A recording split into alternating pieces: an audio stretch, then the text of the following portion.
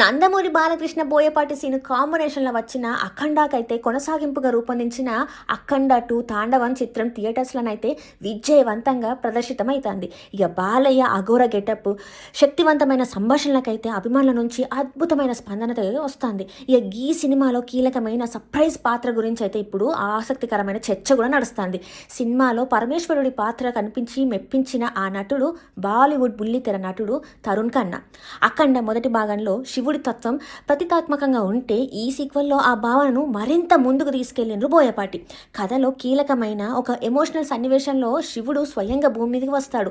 అఖండ తల్లి అంత్యక్రియల సమయంలో కైలాసం నుంచి వచ్చిన పరమశివుడు ఆమె చితికి నిప్పంటించే ఘటనని బోయపాటి అత్యంత భక్తి శ్రద్ధలతో గ్రాండ్గా చిత్రీకరించిండ్రు. ఇక ఈ సన్నివేశం సినిమాకే హైలైట్గా నిలిచిందని ప్రేక్షకులు చెప్తుండ్రు. ఇక ఈ పాత్రల తరుణ్ ఖన్నా అద్భుతంగా ఒదిగిపోయినరు. హిందీలో అయితే సంతోషిమ, కర్మఫలదాత శని, పరమావతార్ శ్రీకృష్ణ వంటి అనేక పౌరాణిక సీరియళ్లల్లో ఆయన శివుడి పాత్రలో నటించి మంచి గుర్తింపు పొందిండ్రు. ఇక అనుభవంతోనే అఖండ 2లో శివుడిగా ఎంతో గంభీరంగా కనిపించిండ్రు. క్లైమాక్స్ లో బాలకృష్ణతో కలిసి తరుణ్ ఖన్నా తాండవం చేసిన సన్నివేశం అయితే ప్రేక్షకులకి గగ్గురుపాటు తెప్పించింది. ఉత్తరాది ప్రేక్షకులకి శివుడిగా సుపరిచితుడైన తరుణ్ని ఈ పాత్రకి ఎంపిక చేయడం సినిమా పాన్ ఇండియా అప్పీల్ కు దోహదపడుతుందని విశ్లేషకులు చెప్తున్నారు.